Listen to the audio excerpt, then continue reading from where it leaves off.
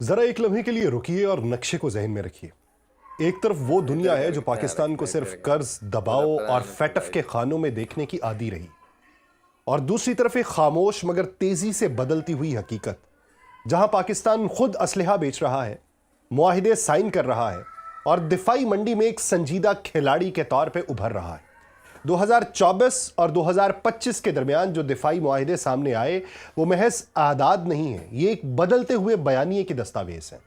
Libya, Azerbaijan, Sudan, Zimbabwe, Iraq, Saudi Arab, Myanmar, Nigeria, مراکش، ترکیہ اور بنگلہ دیش، یہ فہرست محض ممالک کے نام نہیں ہے، بلکہ مختلف خطوں، مختلف تنازعات، مختلف سیاسی نظاموں اور مختلف اسٹریٹجک ضروریات کی نمائندگی کرتی ہیں، اور ان سب کے بیچ ایک مشترک بات ہے، اور وہ یہ کہ ان سب نے پاکستان کی دفاعی صنعت پہ اعتماد کیا۔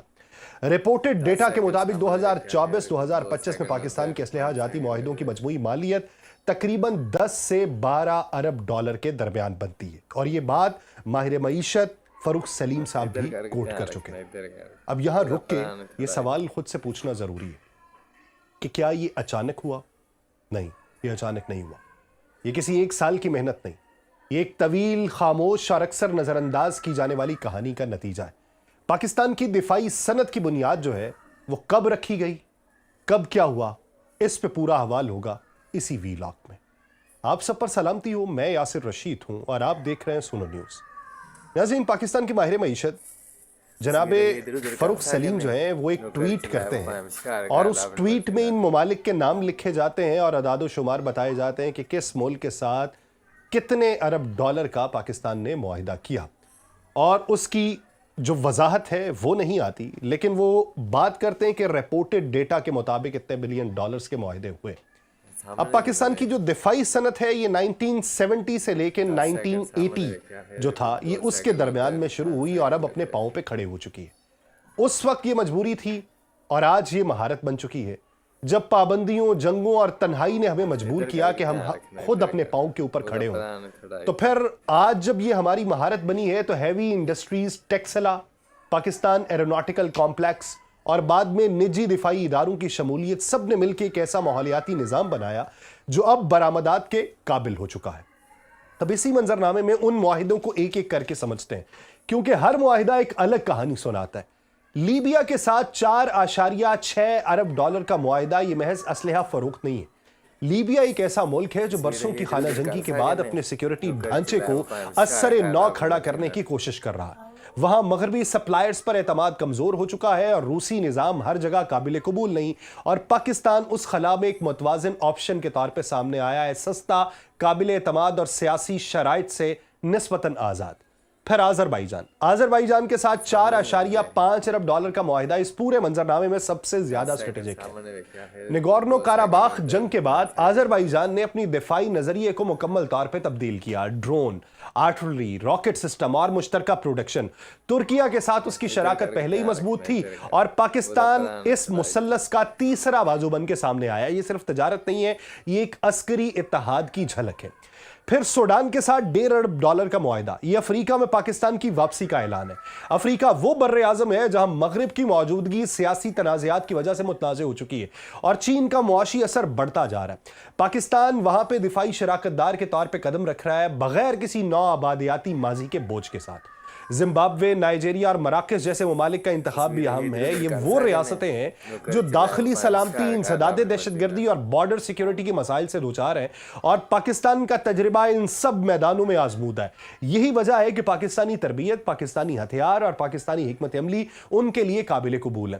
عراق اور سعودی عرب کا ذکر الگ سے ہونا چاہیے۔ عراق ایک جنگ زدہ ملک ہے جو اب دوبارہ اپنی فوج کو کھڑی کر رہا ہے۔ سعودی عرب خطے میں طاقت کا توازن برقرار رکھنا چاہتا ہے اور مغربی سپلائرز پہ مکمل انحصار سے نکلنے کے راستے تلاش کر رہا ہے۔ پاکستان وہاں پہ ایک قابل اعتماد مسلم دنیا کا شراکت دار بن کے سامنے آیا جس کے سیاسی مفادات نسبتاً ہم آہنگ ہیں۔ میانمار اور بنگلہ دیش کے معاہدے اس بات کی نشاندہی کرتے ہیں کہ پاکستان کی دفاعی برآمدات صرف ایک بلاک تک محدود نہیں رہیں، یہ ایک متوازن پالیسی ہے جہاں جغرافیہ، سیاست اور ضرورت کو دیکھ کے فیصلے کیے جا رہے ہیں۔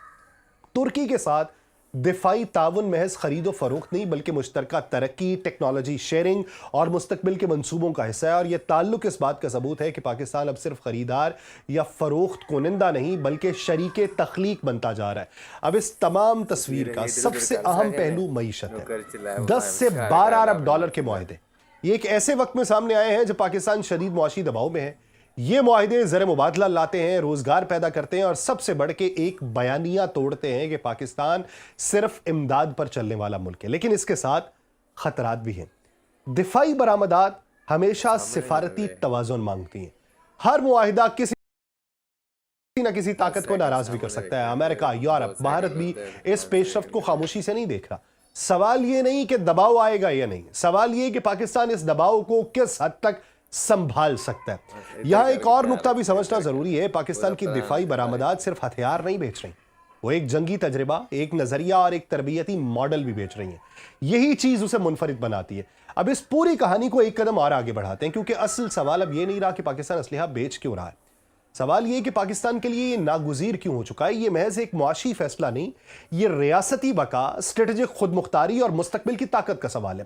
سب سے پہلے اس حقیقت کو سمجھنا ہوگا کہ پاکستان ایک ایسے خطے میں واقع ہے جہاں تاریخ کبھی سست نہیں رہی۔ مشرق میں بھارت جس کی عسکری جدید کاری مسلسل جاری ہے، مغرب میں غیر مستحکم افغانستان، جنوب میں بحر ہند کی بدلتی ہوئی عسکری اہمیت اور شمال میں چین جو ایک دوست بھی ہے اور عالمی طاقت بھی۔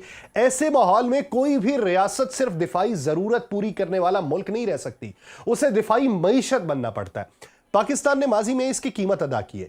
ہر پابندی کے بعد، ہر جنگ کے بعد، ہر سیاسی دباؤ کے بعد ہمیں یہ سبق ملا کہ جو ملک اپنا دفاع خود نہیں بنا سکتا وہ اپنی خارجہ پالیسی بھی خود نہیں بنا سکتا۔ 90 کی دہائی میں جب پابندیاں لگیں تو جہاز زمین پہ کھڑے تھے، پرزے نہیں تھے، اور فیصلے واشنگٹن میں ہو رہے تھے۔ وہی زخم آج پاکستان کو ایک مختلف راستے پہ لے آیا۔ دفاعی برآمدات دراصل خود مختاری کی کرنسی ہوتی ہے۔ جب آپ ہتھیار بیچتے ہیں تو آپ صرف ساز و سامان نہیں بیچتے، آپ ایک تعلق بناتے ہیں۔ ٹریننگ، سپیئر پارٹس، اپ گریڈیشن، انٹیلیجنس کوارڈینیشن، مشترکہ مشقیں، یہ سب ایک ایسا جال بنتا ہے جو آنے والے اشروں تک قائم رہتا ہے۔ اور پاکستان کے لیے یہ اس لیے بھی ضروری ہے کہ وہ صرف صارف نہ رہے بلکہ نیٹ ورک بنانے والا کھلاڑی بنے۔ اب اس طاقت کے تصور کو سمجھتے ہیں۔ طاقت صرف میزائل یا ٹینک کا نام نہیں ہوتا، طاقت یہ ہے کہ مشکل وقت میں آپ پر پابندی لگانا آسان نہ ہو۔ جب 10 سے 12 ممالک آپ کے دفاعی نظام پہ انحصار کرنے لگے تو کوئی بھی عالمی طاقت آپ کو الگ تھلگ کرنے سے پہلے 100 بار سوچتی ہے۔ یہی وہ خاموش ماڈل ہے جو دفاعی برآمدات پاکستان کو فراہم کرتی ہیں۔ اس کا براہ راست اثر پاکستان کی ڈیفنس انڈسٹری پہ پڑے گا۔ پہلے یہ صنعت صرف فوج کی ضرورت پوری کرنے تک محدود تھی، اب اس کا دائرہ بدل رہا ہے۔ کوالٹی بہتر ہو رہی ہے، لاگت کم ہو رہی ہے، عالمی معیار کے مطابق پیداوار ناگزیر بن چکی ہے، اور جب کوئی غیر ملکی خریدار آتا ہے تو وہ سوال کرتا ہے، جانچ کرتا ہے، موازنہ کرتا ہے، اور یہی دباؤ دراصل ترقی کا اصل محرک ہوتا ہے۔ اس سے پاکستان کے انجینئر، سائنٹسٹ، ٹیکنیشین ایک نئی سطح پہ جاتے ہیں۔ ریسرچ اینڈ ڈیولپمنٹ محض فائلوں تک محدود نہیں رہتی بلکہ مارکیٹ کے مطابق جو ہے اس کے مطالبات کے مطابق وہ ڈھلتی ہے۔ یہ وہ مرحلہ ہے جہاں دفاعی صنعت جو ہے وہ سیولین ٹیکنالوجی کو بھی فائدہ دیتی ہے۔ ایویونکس، میٹیریلز، کمیونیکیشن، اے آئی، سب کا فائدہ عام معیشت تک پہنچتا ہے۔ ایک اور پہلو بھی ہے جو اکثر نظر انداز ہو جاتا ہے کہ دفاعی برآمدات پاکستان کے لیے سفارتی اثر بڑھاتی ہیں۔ جب آپ کسی ملک کو ہتھیار فراہم کرتے ہیں تو وہ ملک آپ کو محض ایک دوست نہیں، ایک ضروری شراکت دار سمجھتا ہے۔ اقوام متحدہ کی ووٹنگ ہو، کسی عالمی فورم پہ حمایت چاہیے ہو، یا کسی بحران میں توازن قائم کرنا ہو، یہ تعلق خاموشی سے کام آتا ہے۔ اور یہی وجہ ہے کہ آذربائیجان، ترکی اور مشرق وسطیٰ کے ممالک کے ساتھ پاکستان کے تعلقات محض رسمی نہیں رہے، یہ تعلقات اب ایک مشترکہ دفاعی سوچ میں بدل رہے ہیں، اور یہ وہ سطح ہے جہاں اتحاد تحریری معاہدوں سے نکل کے عملی تعاون میں ڈھلتا ہے۔ لیکن اس راستے کے خطرات بھی ہیں اور انہیں نظر انداز کرنا دانش مندی نہیں ہوگی۔ دفاعی برآمدات ہمیشہ حساس ہوتی ہیں۔ غلط ملک، غلط وقت یا غلط توازن پورے خطے کو متاثر کر سکتا ہے۔ پاکستان کو ایک نہایت باریک لکیر پہ چلنا تھا اور پاکستان اسی پہ چل رہا ہے، جہاں تجارت، اخلاقیات اور اسٹریٹجک مفاد میں توازن قائم ہے۔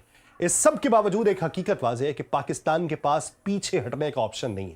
عالمی نظام ایک نئی سمت جا رہا ہے جہاں طاقت کے مراکز بکھر رہے ہیں اور ہر ملک اپنی بقا کے لیے خود ذمہ دار بنتا جا رہا ہے۔ ایسے میں دفاعی صنعت پاکستان کے لیے محض ایک شعبہ نہیں، یہ ایک اسٹریٹجک ستون بن چکی ہے۔ اس پورے تسلسل کو ایک زاویے سے اگر آپ دیکھیں، Venezuela, Greenland, architect, Pakistan کی دفاعی برآمدات، یہ سب الگ الگ کہانیاں نہیں ہیں، یہ ایک ہی عالمی تصویر کے ٹکڑے ہیں۔ دنیا وسائل، راستوں اور طاقت کی نئی تقسیم کی طرف بڑھ رہی ہے. جو ملک اس کھیل میں اپنی جگہ بنا لے گا وہ مستقبل کا حصہ بنتا ہے، اور جو پیچھے رہ جائے گا وہ صرف تماشائی بنے گا. پاکستان نے فیصلہ کیا ہے کہ اس نے تماشائی اب نہیں رہنا. یہ سفر آسان نہیں ہے، مگر یہ وہ راستہ ہے جو طاقت، وقار اور خود مختاری کی طرف جاتا ہے. اور تاریخ ہمیں بتاتی ہے کہ قومیں اسی مقام پر یاد رکھی جاتی ہیں جہاں وہ مشکل فیصلے کرتی ہیں. مجھے دیجیے اجازت، اللہ نے کے بعد.